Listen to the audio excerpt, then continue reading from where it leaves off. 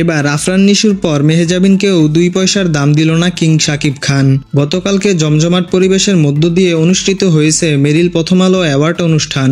একের পর এক দেশের সব তারকাদের আগমন এবং তাদের পারফরমেন্সে মুখরিত স্টেজ, চারিদিকে আলোয় ঝলমল করছিল। এ যেন এক মিলন মেলা। কিন্তু আয়োজনের সব আলোই যেন শাকিব খান এক মুহূর্তেই নিজের করে নিলেন, আর সেটা দেখেই সহ্য হচ্ছিল না অনেকের। এই প্রথম এত কাছ থেকে শাকিব খানকে দেখার সৌভাগ্য হয়েছিল মেহজাবিন।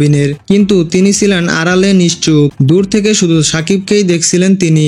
কিন্তু কিং তো কিংই, একবারও ঘুরে তাকাননি তিনি মেহজাবিনের দিকে, পাত্তা না দিয়ে চলে গেলেন তার পাশ কাটিয়ে। ঠিক আফরান নিশুর সাথেও যেমনটা করেছিলেন তিনি। আফরান নিশু এবং মেহজাবিন দুইজন দুই দিক দিয়ে চেষ্টা করেছিলেন আকর্ষণ পাওয়ার, একটু কথা বলার জন্যে। কিন্তু মেগাস্টার শাকিব খান যেন বুঝিয়ে দিলেন ইন্ডাস্ট্রিতে তিনিই বস, তিনিই রাজা।